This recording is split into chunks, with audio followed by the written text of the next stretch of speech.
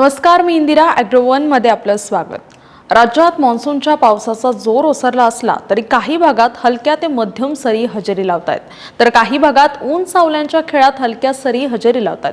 परंतु या सरी सर्वदूर नसल्याने बहुतांश भागातील शेतकरी पावसाची प्रतीक्षा करतात। राज्यात मध्य महाराष्ट्र आणि मराठवाड्यात पावसाचा अंदाज वर्तवण्यात आलाय।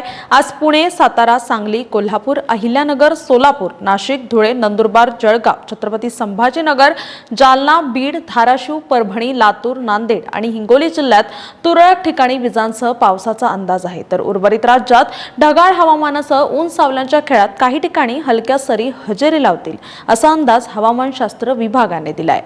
राज्यात उद्यापासून पावसाचा जोर हा आणखी कमीच होण्याची शक्यता आहे। उद्या म्हणजे शुक्रवारी हिंगोली, नांदेड आणि लातूर जिल्ह्यात काही ठिकाणी विजांसह पावसाचा अंदाज असून उर्वरित राज्यात पावसाचा ढगाळ हवामानासह हलक्या सरी हजेरी लावण्याची शक्यता हवामानशास्त्र विभागाने वर्तवली आहे। राज्यात खरीप पिकं तहानली आहेत, त्यामुळे शेतकरी पावसाची प्रतीक्षा करतायत। सध्या हलक्या ते मध्यम सरी हजेरी लावत असल्या तरी त्या सर्वदूर हजेरी लावत नाहीत। पुढील 3 ते 4 दिवस पावसाचा जोर कमीच राहण्याचा अंदाज हवामानशास्त्र विभागाने दिलाय।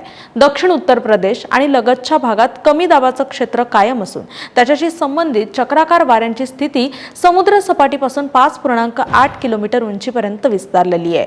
मान्सूनचा आस जम्मू, डेहराडून, बदायूं, दक्षिण उत्तर प्रदेशातील कमी दाब क्षेत्राचं केंद्र डाल्टनगंज, दिघा आणि त्यानंतर आग्नेय दिशेने ईशान्य बंगालच्या उपसागरापर्यंत विस्तारलंय।